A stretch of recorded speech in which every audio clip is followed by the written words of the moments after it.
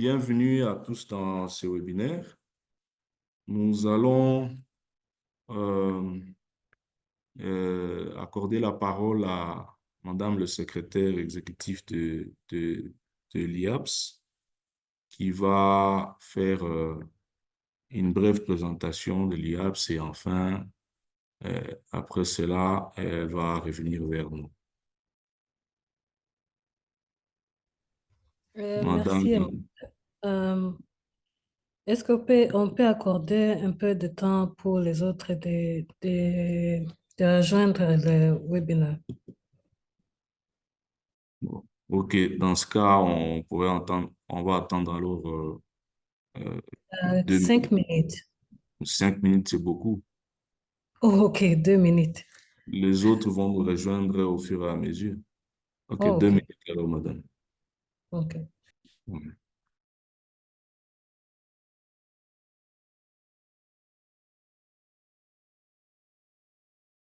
Launched twice. I am the executive secretary, as Emmanuel has mentioned earlier. I would like to give you a brief description or introduction of your apps. I won't be sharing my screen, but more details will be shared in the chat box. So the Union for African Population Studies is a Pan-African non-profit scientific organization which was established through the initiative of the United Nations Economic Commission for Africa. Our primary mission is to promote research, capacity building, and policy dialogue on population and development issues in Africa. How do we achieve that? Your apps encourages and support research that address critical population and development challenges in Africa. We also organize and offer training and development program to enhance the skills of population scientists and policymakers. We also facilitate discussion between researchers and policymakers to ensure that the research findings are transformed in policy decisions. We provide a platform for collaboration and networking, and this webinar is one of those platforms. And among the key highlights is the African Population Conference that is held every 3 to 4 years. And this is the largest scientific meeting on population issues in Africa. For those who are not members, being a member is very easy. My colleague Sylvia can share more information or a link on how to become a member. And there are so many benefits that come with becoming a member, which includes capacity building opportunity, networking and collaboration opportunities, but also attending African Population Conference or other population conferences at the subsidized fee. I'll give back the floor to Emmanuel. If there are any questions, please leave them in the chat box or address them directly. Thank you. Merci, madame, pour cette brève présentation de notre organisation que nous aimons tant et que nous souhaitons encore élever plus haut pour que nous puissions atteindre les objectifs de développement durable sur le fait de soutenir le développement économique à travers la dynamique de la population africaine. Mesdames et messieurs, chers participants, c'est vraiment avec un immense plaisir que je vous souhaite la bienvenue à ce webinaire qui s'annonce passionnant sur un sujet crucial pour l'avenir de l'Afrique. Dividendes démographiques, peuplement et aménagement du territoire, quel modèle de développement pour l'Afrique? À l'ère où le continent africain connaît des transformations démographiques majeures et fait face à des défis considérables en matière de développement territorial, il est essentiel de réfléchir aux stratégies permettant de transformer ces défis en opportunités. Le dividende démographique ici de la transition démographique est une opportunité pour le pays de stimuler leur croissance économique en tirant parti d'une population active importante, généralement les personnes d'âge compris entre 15 et 64 ans. Toutefois, bien qu'offrant des opportunités de croissance économique, le dividende démographique pose plusieurs problèmes en lien avec l'urbanisation, l'aménagement du territoire et le peuplement. Et surtout que l'Afrique regorge actuellement une grande population jeune. Alors, comment transformer le dividende démographique en une opportunité de développement durable et d'amélioration du bien-être, tout en tenant compte des questions précitées d'urbanisation en lien avec cet afflux massif de jeunes en quête d'opportunités économiques vers des centres urbains. Nous avons l'honneur d'accueillir aujourd'hui des experts de renommée internationale qui vont nous entretenir, nous éclairer sur ces enjeux fondamentaux. Nous avons M. le professeur Benenguisse, éminent démographe spécialisé dans les questions du dividende démographique. Ses travaux font autorité dans le domaine et il a contribué à de nombreuses études sur la façon dont les pays africains peuvent tirer profit de leur structure démographique pour accélérer le développement économique. À son côté, nous accueillons M. Jean-Marie Cour, démo-économiste de renom et expert des questions de peuplement et d'aménagement du territoire. Sa vision novatrice sur l'articulation entre la dynamique de la population et le développement territorial a influencé de nombreuses politiques publiques en Afrique. Alors, durant cette ère d'échange, nos deux experts vont croiser leurs regards et leur expertise pour nous aider à comprendre comment l'Afrique peut construire un modèle de développement harmonieux qui tire parti de sa dynamique démographique tout en assurant un aménagement des territoires équilibré. Beaucoup plus sur les aspects de mobilité, d'urbanisation, de santé, environnement, tous ces aspects-là. Nos experts vont nous entretenir sur ces questions-là. Sans plus tarder, je cède la parole au professeur Benenguisse pour entamer cette discussion. Bonjour, monsieur le professeur, vous avez la parole. Bonjour, merci. Je vais essayer donc de partager mon écran. Je ne sais pas si vous l'avez. Oui, nous l'avons, nous l'avons. Okay, thank you. Just want to tell to the executive director of UAPS, thank you for her comment.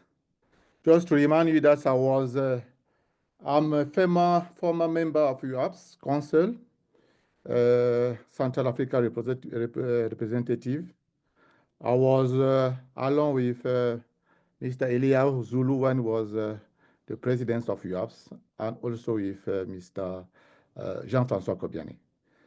So my presentation will be in French. Donc, ma présentation, on m'a demandé de faire une présentation qui fait explorer un peu la relation entre transition démographique, dividende démographique et urbanisation en Afrique. Donc, ma présentation va se passer ainsi qu'il suit, avec ces 3 points principaux. D'abord, je vais faire quelques clarifications sémantiques et des processus, puis dire un mot sur les relations transition démographique, dividende démographique et urbanisation, et enfin, relever quelques défis de la capture du dividende démographique dans le contexte d'urbanisation en Afrique. Alors, comment peut-on définir la transition démographique de façon simple? La transition démographique, c'est le point processus de changement dans la structure par âge de la population d'un pays, c'est-à-dire à mesure que celui-ci se développe de façon économique et sociale. Alors, cette transition se caractérise notamment par le passage d'un régime démographique à forte mortalité et natalité à un régime à faible mortalité et natalité, qui entraîne donc une diminution progressive de la croissance de la population. Alors, on distingue 4 phases principales dans la transition démographique. On a une phase 1, on va commencer par là, c'est-à-dire qu'une phase où vous avez la mortalité et la natalité sont à des niveaux très, très élevés. Et puis une autre phase où, après, la mortalité commence à baisser, mais la fécondité tarde encore à s'infléchir et on assiste à une croissance de la population qui reste élevée. Et on a également une autre phase où, la phase qui suit, c'est la phase où la mortalité continue de poursuivre son mouvement de baisse à la suite des progrès dans la médecine et l'amélioration des conditions de vie des populations, alors que la fécondité commence aussi à baisser.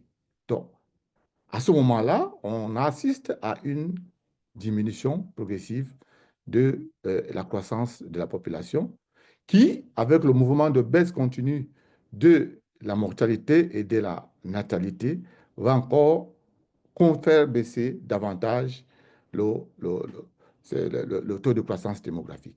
Donc ce mouvement-là, c'est un mouvement historique. Tous les pays, toutes les populations sont censées passer euh, à travers ces étapes-là. Alors, en Afrique, on a à peu près 4 schémas, hein, on va dire, voici quelques schémas. Nous avons le schéma traditionnel de la fécondité, de baisse de la transition démographique.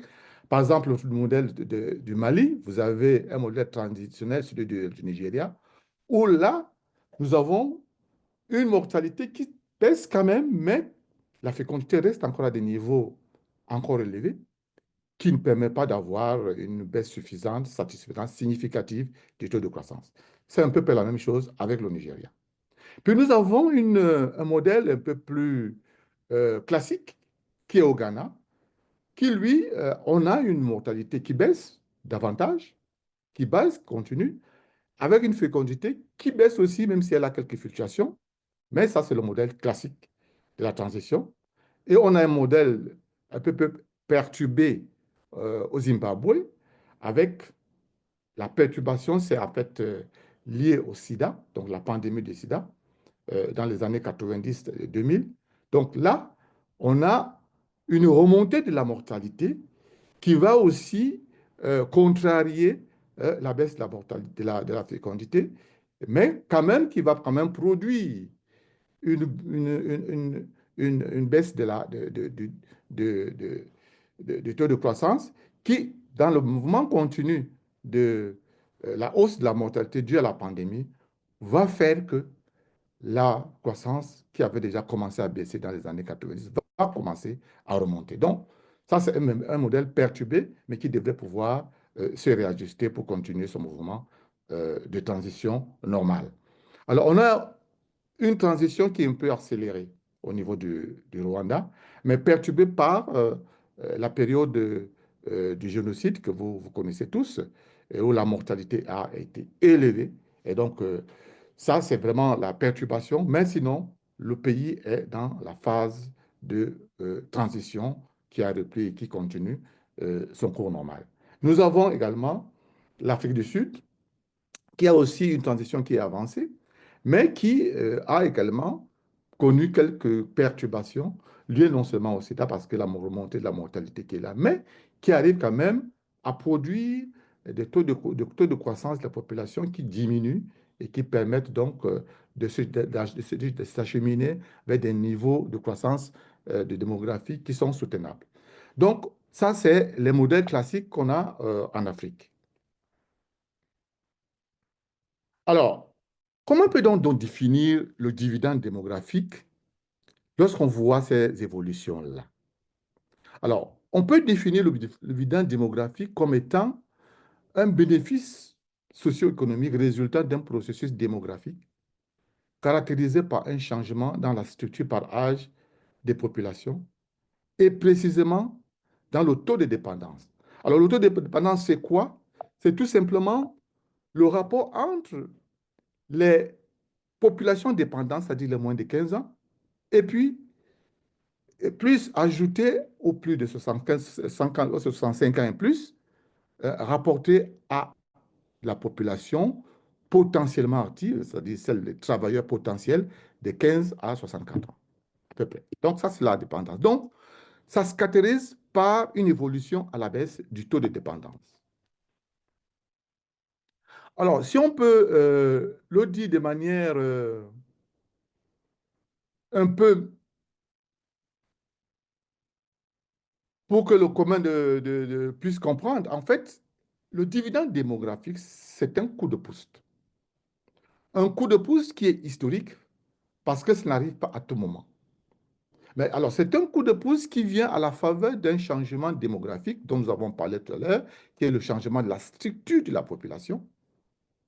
Et ça pourrait donc déboucher sur le développement socio-économique. Ça pourrait, parce que ça veut dire que ce n'est pas automatique.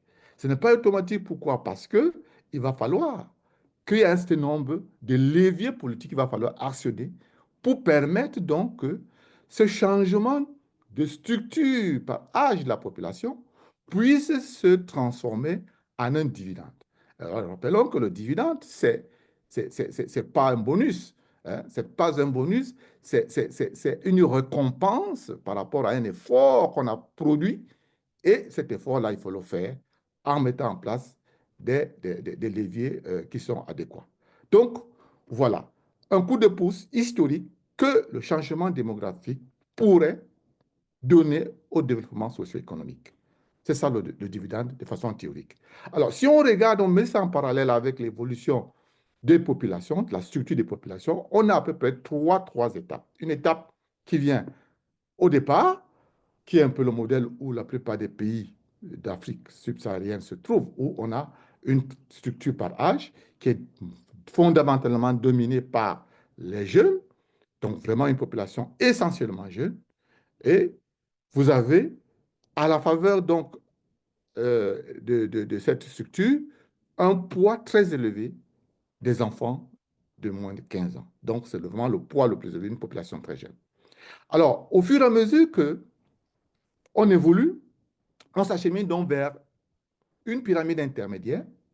Et là, on se retrouve donc à la faveur de la baisse de la transition démographique, de la baisse de la fécondité de la mortalité, qui va entraîner donc des changements de la structure par âge. On va s'acheminer vers une montée en puissance des travailleurs qui arrivent donc aux âges des travailleurs entre 15 et 64 ans, donc qui va donc être là pour maintenant être, c'est-à-dire produire ce qu'on appelle une fenêtre d'opportunité, ou moyennant quelques leviers politiques, c'est-à-dire quelques politiques adéquates, on pourrait donc, alors à ce moment-là, on est dans une société où le nombre de travailleurs potentiels est au-dessus, supérieur ou prépondérant par rapport au nombre de personnes qui sont potentiellement dépendantes. Voilà. Et avec la poursuite donc de la transition, on s'achemine donc vers une autre structure. Mais celle-là, alors, est dominée par le vieillissement. C'est-à-dire que là, c'est la population de 65 ans et plus qui devient un peu comme étant le poids que va supporter les travailleurs potentiels. Et là, c'est la situation où se trouvent la plupart des pays développés, pays occidentaux en ce moment. Donc, alors la situation la plus enviable, donc, c'est celle, vous avez vu, là où il y a le feu vert, c'est la situation intermédiaire qui permet donc euh, d'entrer dans ce qu'on appelle la fenêtre d'opportunité.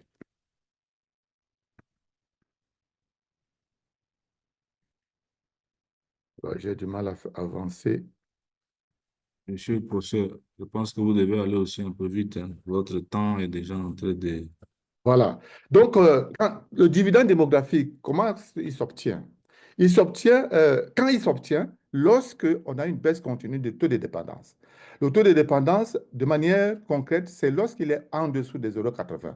Alors, 0,80 voudrait dire quoi? Voudrait dire que les dépendants, c'est-à-dire les moins de 15 ans et les plus de 65 ans, les 65 ans en plus, ne dépassent pas 45%. Et là, si on est à ça, alors on a un taux de dépendance qui serait auprès de 80%. Et quand on est en dessous, au moins 80 ou en dessous, on est donc dans ce qu'on appelle une fenêtre d'opportunité qui permet donc de pouvoir capturer le dividende démographique moyennant un certain nombre de, de politiques adéquates. Alors, voici donc le processus complet de capture du dividende démographique. On a une baisse de la fécondité qui va ajouter à la baisse de la mortalité, va produire un taux de dépendance qui va être, qui va donc permettre, moyennant un certain nombre de politiques liées à l'emploi, à la croissance économique, au travail, même à la régulation du travail des enfants, puisse aller dans un taux de dépendance réel, c'est-à-dire un taux où le nombre de travail effectifs, c'est-à-dire ceux qui travaillent, y compris même les moins de 15 ans qui travaillent et les plus de 65 ans qui travaillent. Donc là, on a un taux de dépendance réel, c'est-à-dire que celui-là où on a les gens qui travaillent et qui supportent la population qui ne travaille pas. Donc, ça ouvre donc avec le gain dans les charges sociales, permet d'ouvrir une possibilité où on peut épargner et avec des politiques qui vont permettre, dans les politiques au niveau macro, qui vont permettre donc de investir, va pouvoir créer la croissance économique. Alors, dans une perspective micro-familiale, on peut donc résumer les dividendes démographiques comme le passage de plusieurs étapes de la vie, de la naissance. On va à la croissance et à l'éducation où les jeunes se préparent, puis ils arrivent à une transition où ils ont besoin d'emploi. Ils sont à l'âge adulte, donc ils ont besoin d'emploi. Ils arrivent sur le marché du travail et puis ils vont travailler. En travaillant, ils vont préparer leur retraite et à la retraite, ils vont pouvoir être encore utiles pour soutenir les autres, les dépendants et ainsi de suite. Alors, l'urbanisation, comment est-ce qu'on peut le définir comme un processus maîtrisé ou subi de croissance de la population des zones urbaines, leur extension territoriale, simplement. Alors, d'après les statistiques de la division de la population des Nations Unies, on constate que le phénomène connaît une expansion.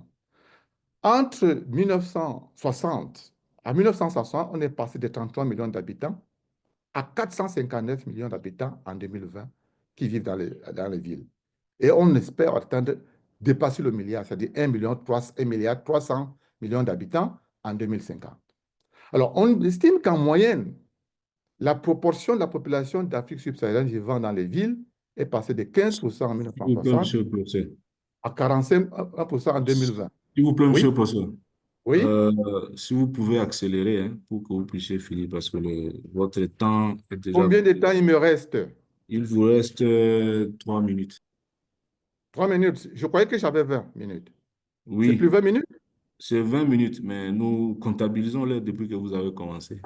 Ah bon, ça m'étonne ça. OK, OK, ça va. Donc, je dirais donc que voilà, au niveau de 2024, on constate que même il y a déjà des pays africains qui dépassent déjà les 70%. Alors, ce qu'il faut dire ici et qui est important, c'est que le rythme d'urbanisation ne s'accompagne pas par des investissements suffisants dans les infrastructures urbaines, les structures industrielles et commerciales, encore moins dans une offre appropriée de logements abordables et des services sociaux. Alors, ceci, c'est une autre illustration de l'évolution donc exponentielle de cette urbanisation. Déjà, au-delà de 2035, on verra que ce sera la majorité de la population qui sera dans les villes. Alors, quels sont les défis? Alors, les défis, c'est que lorsqu'on entre on ouvre, un pays entre, les pays entrent dans la fenêtre d'opportunité à la suite de la transition démographique. Cela va générer un nombre prépondérant de travailleurs potentiels sur le marché du travail. Alors, ce nombre prépondérant va être de nature à être davantage plus nombreux dans les villes, parce que c'est dans les villes où davantage la transition commence et est un moteur. Elle va être tendance à amplifier les zones rurales de travailleurs qui sont à la recherche de meilleures opportunités dans le travail dans les villes. Et cela va aussi continuer à entretenir l'insuffisance des emplois formels et l'inadéquation des profils des travailleurs potentiels dans les villes qui favorisent la montée du chômage, la pauvreté ainsi que le développement d'une économie informelle aux emplois précaires comme stratégie de résilience. Alors, selon le modèle de Lewis, hein, en fait, on a dans ce contexte donc de fenêtre d'opportunité, une entrée massive des travailleurs potentiels qui va permettre donc une circulation des travailleurs entre l'économie agricole rurale et l'économie informelle précaire qui est en ville et qui va donc il y aura un flux de population et en fonction donc, des modèles, des leviers qu'on peut actionner, on va pouvoir investir dans les secteurs qui permettent de créer plus d'emplois et des secteurs qui permettent de créer la croissance économique. Voilà, donc ça, on pourra discuter. Ça, c'est le modèle de Lewis, un modèle de croissance et d'emploi. Voilà. Qu'est-ce qu'il faut faire face à ça dans le contexte de l'urbanisation des pays d'Afrique? Alors, il faut mettre en œuvre un certain nombre de politiques qui soient nécessaires. D'abord, une meilleure régulation et organisation de l'économie informelle pour mieux maîtriser son développement et son assiette fiscale. Il faut également des politiques foncières et d'aménagement des espaces urbains pour qu'ils soient mieux réglementés et plus accessibles. Il faut promouvoir un environnement incitatif à la création d'entreprises génératrices d'emplois et à une activité exportatrice compétitive sur les marchés internationaux. Il faut investir de manière coordonnée dans les infrastructures socio-économiques de base et dans celles qui permettent de relier les éléments du développement urbain, notamment le résidentiel, le commercial et l'industriel. Et enfin, il faut promouvoir des opportunités d'emploi en milieu rural pour soutenir le développement local et limiter l'exode rural. Voilà, chers participants, ce que je reste donc ouvert aux questions d'éclaircissement. Je vous remercie et je vous renvoie donc la parole. Merci. Merci, monsieur le professeur, pour cette fluide présentation. Elle a été beaucoup plus remplie d'enseignements qui nous permet d'emblée déjà de demander au second présentateur de préparer son allocution. Comme ça, il va aussi directement suivre dans la complémentarité de votre présentation. Et après, nous allons donc lancer la phase de discussion. Monsieur Jean-Marie Cour, démo-économiste, a largement contribué dans des questions d'aménagement du territoire et de peuplement en Afrique pendant qu'il était consultant de la Banque mondiale. Il va nous entretenir sur cette grande réflexion de peuplement et aménagement des territoires.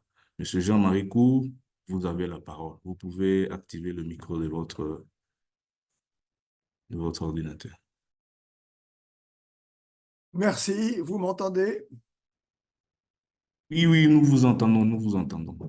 Très bien. Bonjour, messieurs. Désolé d'être si peu préparé, mais voilà ce que je voudrais vous dire. Premièrement, pourquoi je suis passé par la Banque mondiale, par d'autres institutions comme l'Union européenne, et à chaque fois, je me suis heurté à un mystère. Pourquoi ne s'intéresse-t-on pas à cette question démographique de manière un peu plus objective? en constatant qu'effectivement la population croît, on ne sait pas pourquoi plus vite en Afrique qu'ailleurs, etc. Et surtout, que se passerait-il si nous n'étions pas, nous, les pays du Nord, avec ce qu'on appelle l'aide au développement, au service de ces pays qui sont en voie de peuplement rapide? Est-ce qu'il ne se passerait rien si on n'était pas là, les pays du Nord? Et je réponds, évidemment, il se passerait quelque chose. Et c'est ce quelque chose qui se passerait si nous n'étions pas là, nous, les pays du Nord, qui me paraît intéressant de soulever. Alors, juste un rappel, donc, on sait que dans les pays africains en particulier, le constat, c'est que la population totale en un siècle, 1950-2050, aura été multipliée par 12. Ça, c'est un constat. C'était énorme. Et que cependant, la population urbaine, dite urbaine, c'est-à-dire agglomérée, aura été multipliée par 60. Pourquoi diable de telles croissances et de telles explosions urbaines? C'est ça que je vais essayer d'éclairer un peu. Au passage, puisque nous sommes au Cameroun, 2 chiffres concernant la croissance d'une ville comme Garoua, qui faisait 12 000 habitants en 1950, elle en fait 360 aujourd'hui, c'est-à-dire que cette ville, Garoua, la réalité, c'est que ses limites, bien sûr, spatiales ont augmenté, mais la définition de l'agglomération est bel et bien là, multiplication par 30 de la population, de 12 à 360 en 2 générations. Yaoundé, de 70 à 1000 habitants en 50, multiplication par 50 en 2 générations. 70 000 jusqu'à 3 700 000. C'est incroyable. Alors, pourquoi ceci? Alors, d'abord, pourquoi cette croissance démographique exceptionnelle en Afrique?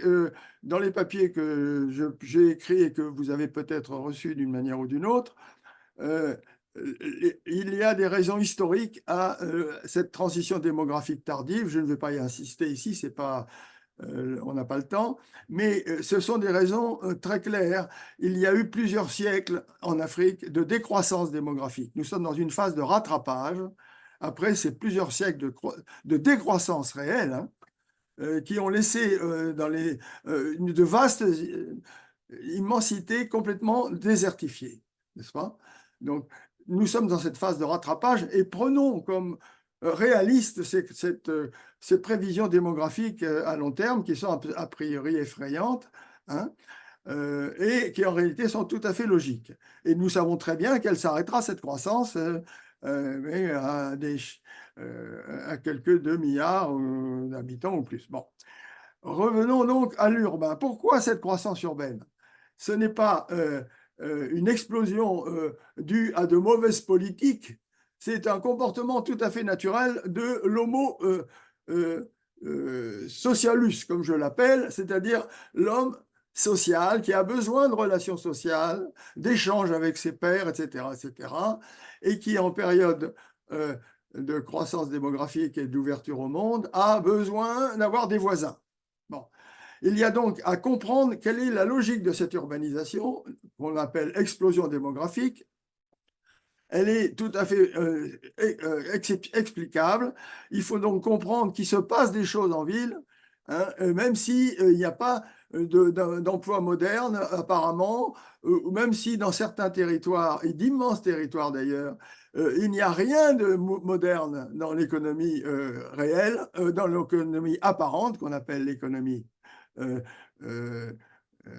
modernisée, n'est-ce pas? Mais il y a bien d'autres choses. Et ce bien autre chose, c'est toute une économie populaire qu'il faut comprendre et qui n'est pas du tout négligeable, qu'on appelle en fait couramment le secteur informel. Cette économie-là, elle n'a rien d'informel.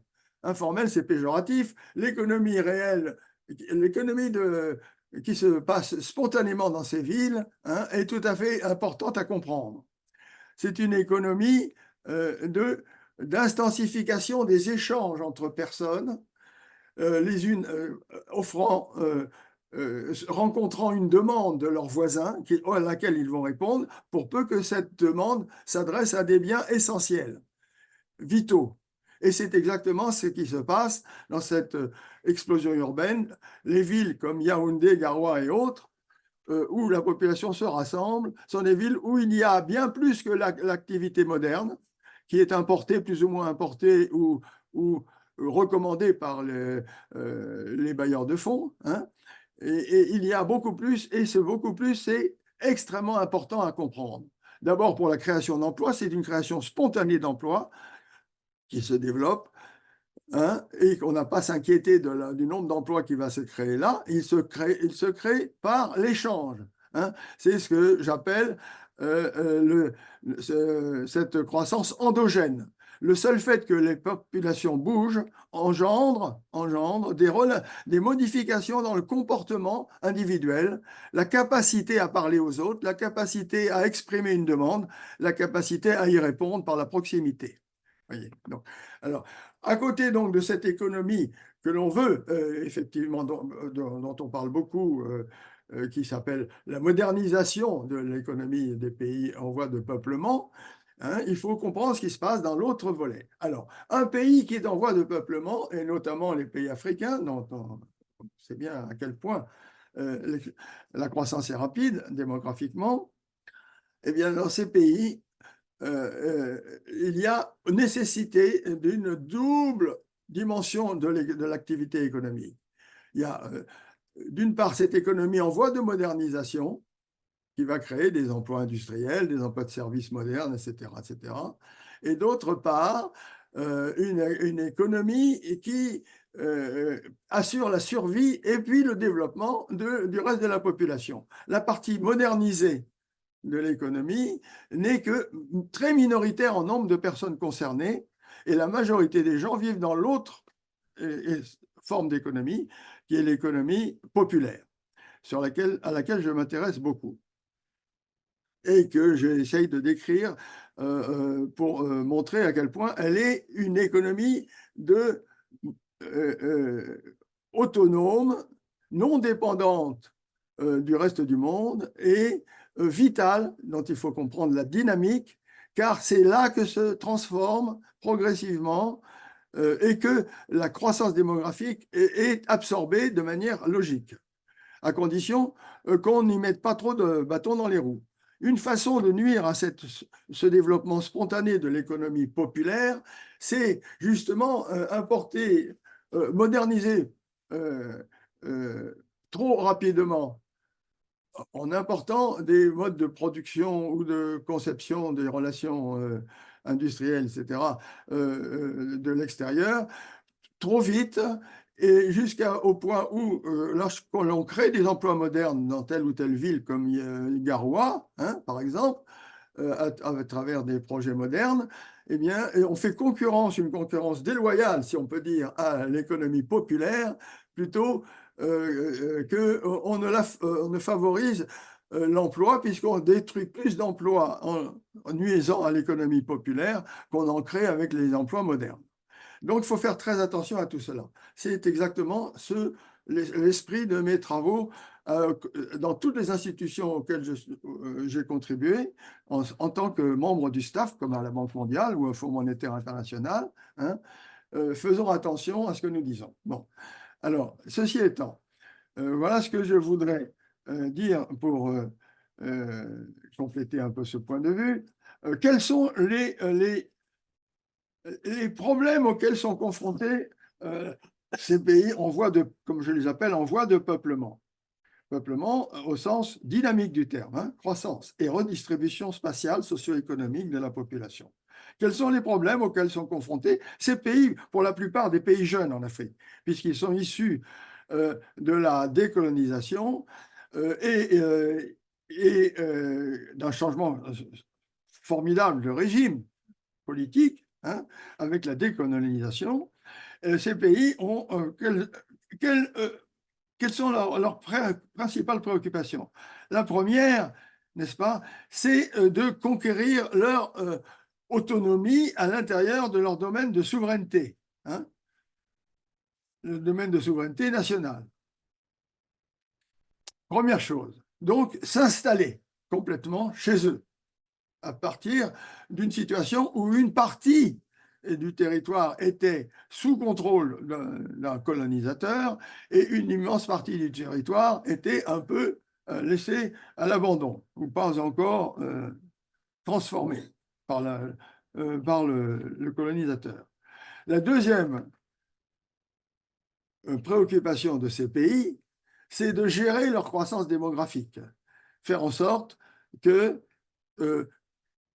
tous les nouveaux venus dans chaque localité, chaque territoire élémentaire, trouvent, soit par croissance naturelle, c'est-à-dire naissance moins décès, soit par migration, car il y a une croissance, comme vous le savez, qui n'est pas uniformément répartie, mais qui tend à se concentrer dans des lieux spécifiques qu'on appelle des agglomérations, et dans des systèmes ville-campagne qui fonctionnent comme des petites économies locales, où il y a des petites villes avec leur hinterland rural entre lesquelles se développent des échanges.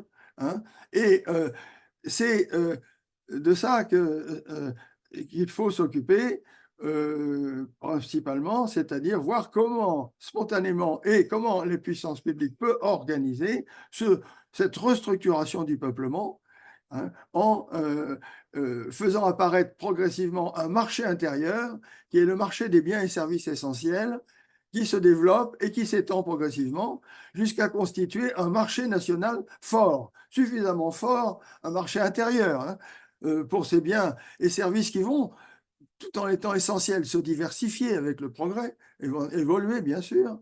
Et c'est quand ce marché intérieur atteint une certaine maturité, capable de résister à la concurrence de l'extérieur, que on peut commencer à réfléchir sérieusement à la modernisation au passage à l'état de pays développé.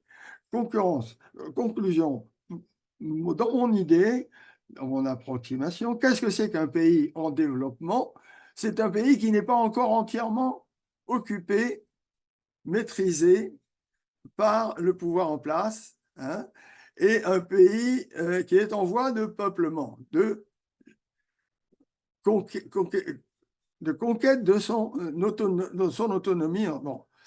Et un pays développé, c'est un pays qui est entièrement équipé et dont la population est stable ou même décroissante. Vous voyez, donc le développement, pour moi, c'est tout à fait, c'est comme ça qu'il faut le voir.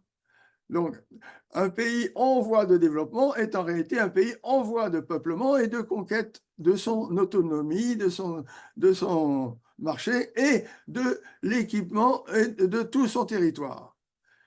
L'homme transforme la nature en s'installant, hein, dans des espaces naturels au départ.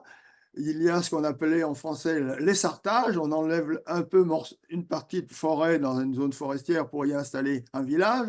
Hein. Ça n'a rien de négatif. La nature est transformée par l'homme. L'homme fait partie de la nature. Il en est un des acteurs essentiels. Et tout, évidemment, est une question de dosage et d'intelligence pour ne pas nuire à la nature elle-même. Mais il ne faut pas voir l'occupation humaine de la planète comme quelque chose de négatif. L'homme fait partie de la nature. Et sa contribution n'est pas que négative au renforcement du potentiel de la nature. Voilà. Donc, le développement, c'est la conquête d'un territoire et l'occupation d'un territoire par l'homme qui y développe dans un environnement favorable des échanges à rayon d'action de plus en plus croissant. Mais on n'est pas tout de suite obligé d'aller échanger avec des personnes qu'on ne connaît pas à l'autre bout de la planète. On commence par échanger avec ses voisins. Alors donc, au-delà du marché intérieur qui se développe progressivement, comme je le disais, pour les biens et services au départ essentiels, succède progressivement une extension au marché régional, hein, et le sous-continent africain, avec plus d'1 milliard d'habitants, est évidemment un énorme marché, hein, qui n'a pas besoin, encore une fois, au départ et tout de suite de se mondialiser. Voilà. Hein. Voyons ça comme ça là. Alors, de toute façon, cette installation de l'homme quelque part, parce qu'il faut bien que toutes les personnes qui apparaissent par migration ou par croissance naturelle trouvent leur place, on suppose un investissement majeur, massif, c'est ce que j'appelle l'investissement de peuplement. Cet investissement de peuplement, hein, plus exactement l'investissement public, si vous permettez que je le détaille, investissement de nature publique, initial, au sens où c'est le besoin d'un supplément de capital public nécessaire pour l'installation d'un homme de plus, n'est-ce pas? L'investissement initial de fonctions locales, publiques, hein, permettant à une personne de plus de s'installer. Alors, au fur et à mesure que chaque territoire reçoit un individu par migration nette ou par croissance naturelle, il faut que cette accumulation de capital, qui est essentiellement un capital d'infrastructure, au sens route, enfin, moyens de communication, drainage, éviter les inondations, accès à des réseaux divers, etc. Cet investissement public représente un investissement, une dépense considérable et à un rythme qui est imposé par le rythme du peuplement, c'est-à-dire un rythme qui est de l'ordre de 6 fois plus rapide que ce que nous avons connu, nous, dans nos pays développés de manière historique bien avant, n'est-ce pas? Et c'est tellement rapide que c'est tellement coûteux pour le pays que ça représente, si vous voulez un exemple, en moyenne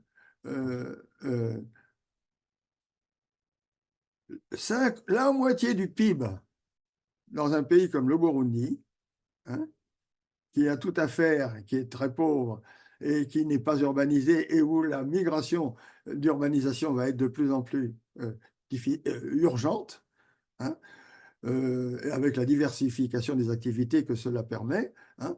Donc, jusqu'à 50% du PIB y passerait pour le seul financement de ces investissements publics de peuplement. Bon, dans un pays comme l'Éthiopie, c'est 20% du PIB. C'est considérable. Alors que, par exemple, dans nos pays européens, c'est 0, quelque chose pour cent. Bon, c'est tellement énorme cette différence et ce coût des investissements fondamentaux d'équipement du territoire, d'aménagement du territoire, pour le rendre habitable, hein, et que on ne peut pas trouver d'autre solution que de mutualiser à l'échelle de la planète tout entière. Donc, la priorité des priorités pour la coopération Nord-Sud, c'est de comprendre que la planète est en train de se peupler, de finir de se peupler. Le processus de peuplement sera terminé dans une génération à peu près, une génération ou deux, dans les années 60, 2060. Dans toute cette période de peuplement de la planète, il faut comprendre que ces investissements de peuplement qui doivent être réalisés là où la planète se peuple soient mutualisés. Non seulement mutualisés, c'est-à-dire leur coût sera partagé à l'échelle de l'ensemble de la planète, mais en plus qu'il faut inventer des moyens de financement de ces investissements de peuplement qui soient compatibles avec la nature même de ces investissements. Hein. En l'occurrence, par prélèvement sur la richesse planétaire de l'ordre de 1% du PIB par an consacré à cela. Comment prélève-t-on Monsieur Jean-Marie, 1%? Oui, c'est il terminé, vous Jacques. reste une minute. Hein. Okay. Donc, vous voyez que ces investissements de peuplement, ils sont très spécifiques. C'est la cause, c'est l'objectif numéro 1 de la coopération Nord-Sud, me semble-t-il. Leur mode de financement se faisant par prélèvement sur le PIB, sous la forme, par exemple, d'émissions de droits de tirage spécial, hein, du Fonds monétaire international, ou par un impôt mondial. Hein, c'est un prélèvement sur l'ensemble de la richesse mondiale. Ce n'est pas que les pays où ça se passe si vite, hein, et de manière aussi pressante comme les pays en voie de peuplement, que ça n'est pas à cela de le supporter intégralement, c'est à la collectivité humaine. Excusez-moi, je termine là-dessus. Point. Pour rester dans les temps. Alors, C'est attendez. bon, merci beaucoup pour cette brève présentation. C'est vrai que vous nous avez laissé une minute. Donc, quelques secondes, disons 30 secondes comme ça.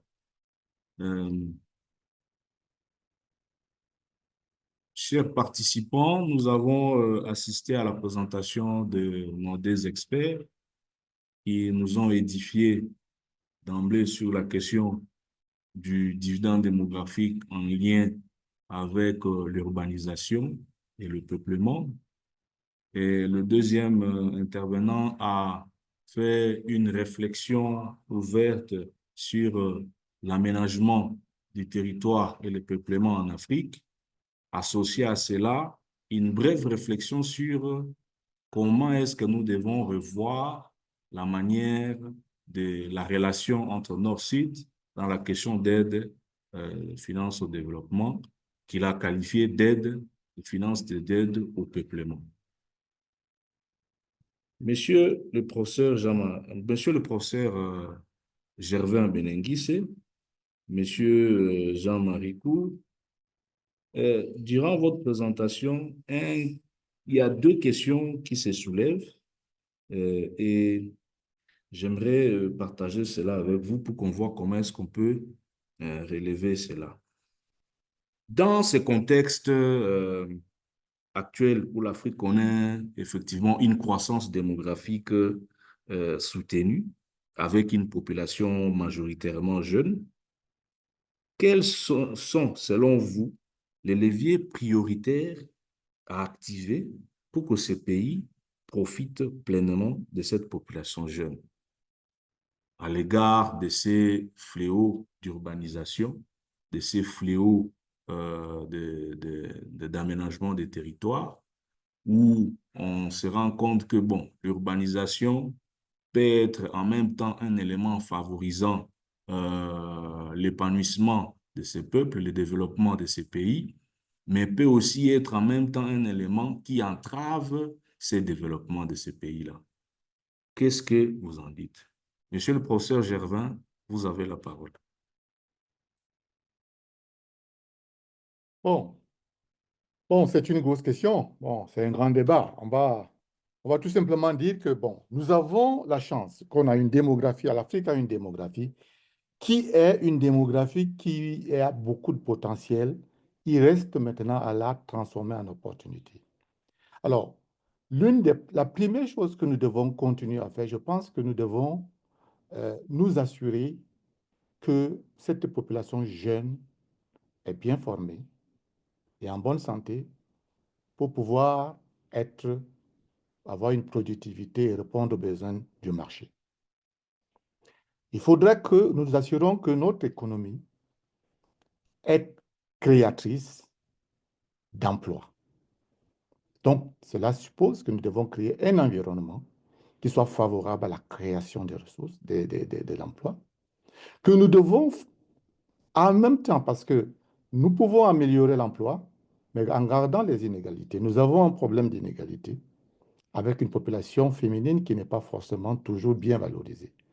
Nous devons, en tout cas, mettre au centre de nos politiques une meilleure intégration de nos femmes, le potentiel que représentent les femmes dans le gouvernement, parce que ça, c'est quelque chose qui nuit à la croissance. Donc voilà, si on devait commençons par là, hein, travailler sur l'éducation, la santé pour la productivité, sur le marché du travail pour favoriser et sur les réductions des inégalités. Voilà, merci. Merci, monsieur le professeur, pour cette réflexion et réponse qui ajoute beaucoup plus d'affirmations sur la plupart des différents travaux scientifiques qui sont publiés. Monsieur Jean-Marie Cour, quelle est votre part de complémentarité à cette réponse posée?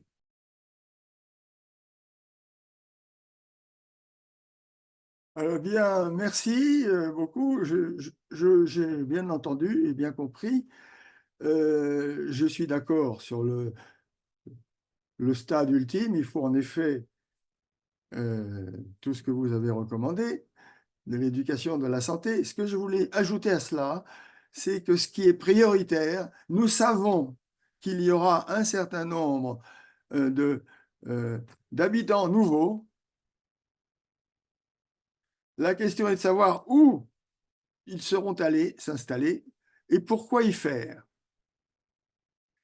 Autrement dit, c'est dans la gestion du peuplement, gestion, c'est-à-dire accompagnement de cette croissance démographique et aide à la localisation intelligente de cette population, compte tenu du contexte, c'est par là qu'il faut commencer. Si le peuplement est réparti plus tard, dans l'avenir, de manière intelligente et compatible avec la nature, les contraintes naturelles, l'environnement et l'état de la société, on peut dire que un pays comme cela est bien parti. Si le peuplement se passe en passant son temps à essayer de rétropédaler, hein, ou de refuser ce qui se passe, on est mal barré. On est mal barré. Autrement dit, quand je vois des villes, des bidonvilles autour des villes, ce n'est pas la ville ou le processus d'urbanisation qui est à regretter, hein, en parlant d'explosion démographique, c'est l'inadéquation des politiques à l'égard de ce phénomène tout à fait compréhensible. Si vous voulez créer des emplois, il faut de la demande.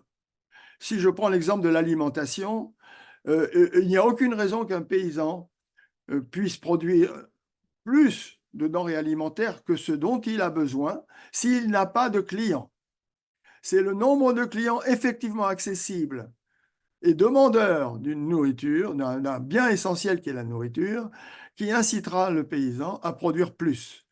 Et je dois dire qu'à cet égard, la productivité moyenne de l'agriculteur burkinabé est à la hauteur du marché auquel les agriculteurs ont accès. On ne peut pas rêver qu'ils produisent plus en améliorant encore tel ou tel moyen de production. C'est la dimension du marché intérieur qui gouvernera l'offre. C'est la même chose pour les services, pour le logement, etc., élémentaire. Bon, vous voyez? Donc, voyons bien les choses dans le bon ordre.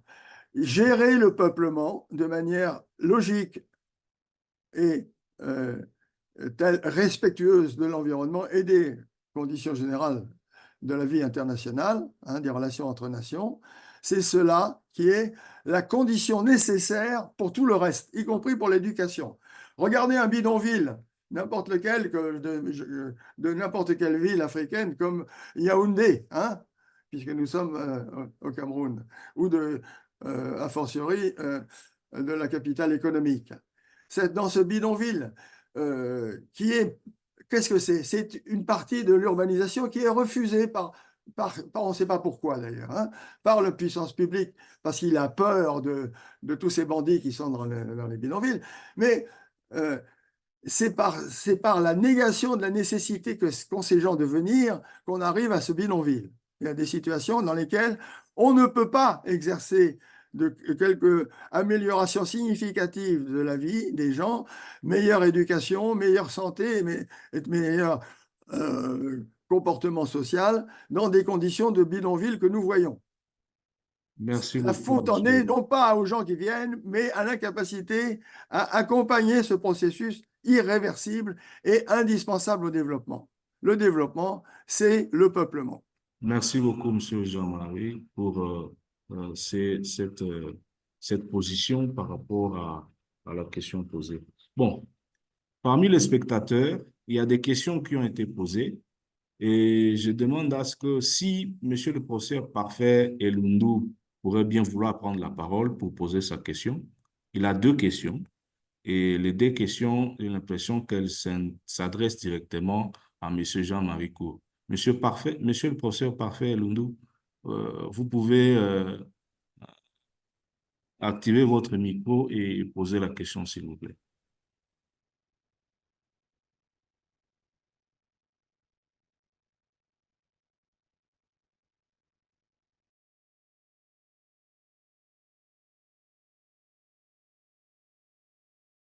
Monsieur le professeur Parfait, s'il vous plaît.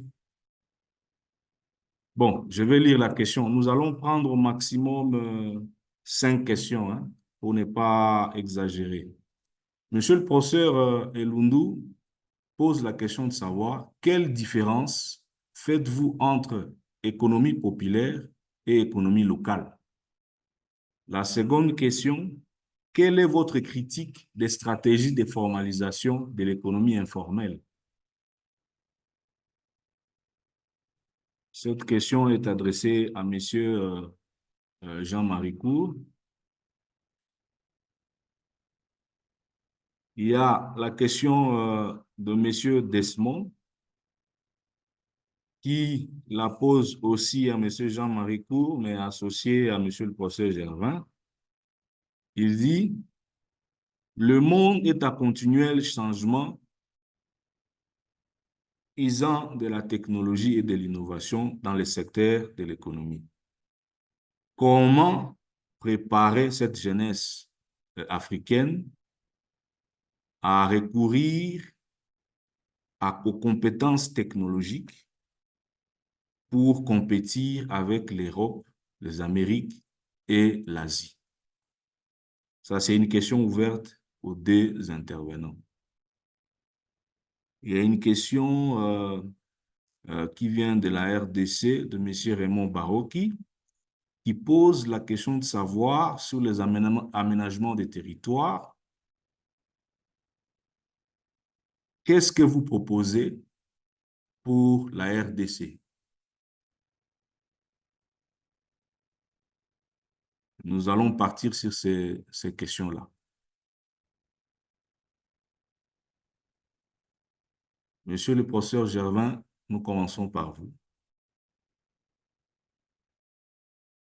Bon, moi, pour la question sur les technologies, les nouvelles technologies sont bonnes, mais la technologie n'est pas une fin en soi. Elle est au service du développement. Il ne s'agit pas d'aller recourir à une technologie pour le plaisir de le recourir. Il faut qu'elle soit au service de ce que vous voulez faire. Je crois que c'est cette éducation que nous devons préparer les jeunes à ne pas se lancer dans l'utilisation de la technologie, tout simplement parce qu'elle doit s'intégrer dans les objectifs de développement, dans les besoins que ces jeunes ont par rapport à leur culture et environnement. Encore une fois, il ne s'agit pas d'aller faire ce que les autres font. Il faut utiliser la technologie pour répondre à ces besoins, les besoins qui se posent dans nos pays. Je pense que dans cette orientation que les nouvelles technologies seront utiles. Elles ne seront utiles que par rapport à nos objectifs de développement. Voilà ce que je peux dire par rapport à cette question de technologie. Merci. Merci beaucoup, monsieur le professeur. Monsieur Jean-Marie Cour. Oui, merci. C'est la première question que je n'ai pas bien saisie, sur laquelle je voudrais un éclaircissement. Différence entre économie populaire et économie locale. Est-ce que bien la question posée? Oui, c'était la question posée. Voilà. Alors, ce que je voudrais dire là-dessus, l'économie populaire, c'est l'économie, c'est ce qui n'est pas l'économie moderne, dans mon jargon. Je ne l'ai pas appelé informel car ce mot informel est péjoratif, hein, alors qu'il s'agit d'une économie qui obéit à des règles, hein, cette économie dite informelle, donc elle n'est pas informelle, elle a ses règles. Et ces règles, c'est les règles de relations de voisinage, de relation et de réponse, et disons, de réponse d'une offre à une demande évidente, très proche. Et de plus en plus lointaine à mesure que le développement progresse et que l'étendue de ce qui est local atteigne les frontières nationales pour déborder et atteindre l'économie du continent, du sous-continent, sans qu'on ait encore besoin d'aller chercher le bout de la planète de l'autre côté. Bon. Tant qu'on connaît le destinataire des marchandises qu'on envoie, hein, on est dans l'économie qui a encore quelque chose de local. Mais quand on ne sait pas à qui on vend, parce que ça va passer par la chaîne des valeurs, hein. On ne sait pas qui sera le destinataire, etc. On est dans l'économie, hein, un peu artificielle dans laquelle l'homme a disparu en tant que tel. On est dans un monde de marchandises échangées. Alors, donc, c'est pour ça que dans les stades préliminaires pendant cette phase de peuplement extrêmement rapide, il faut vraiment regarder de très près cette idée de la modernisation, hein, qui consiste à rentrer dans le jeu de la mondialisation, hein, sans connaître le partenaire. Voilà ce que je voulais dire là-dessus. Bon, alors, le monde est en perpétuel changement et la jeunesse doit s'adapter. Évidemment, elle le fera. Mais regardez ce que je disais à propos de l'alimentation. Introduire des nouvelles technologies pour produire, si on n'a pas de marché, ça n'a aucun sens. On acquiert et on utilise des nouvelles technologies s'il est évident qu'on en a besoin. Je reviens encore une fois sur l'exemple de l'agriculture burkinabé, hein. Il a un marché qui est 1000 fois plus petit en nombre de clients que celui d'un cultivateur américain. Il n'a pas du tout le même comportement parce qu'il n'a pas de marché. Si le marché va augmenter par la division du travail entre spatial et ville-campagne, hein, nous sommes sur un processus par lequel, progressivement, de nouvelles technologies deviendront évidemment nécessaires et rentables. Et à ce moment-là, il faudra commencer à se poser la question, et puis de la nature?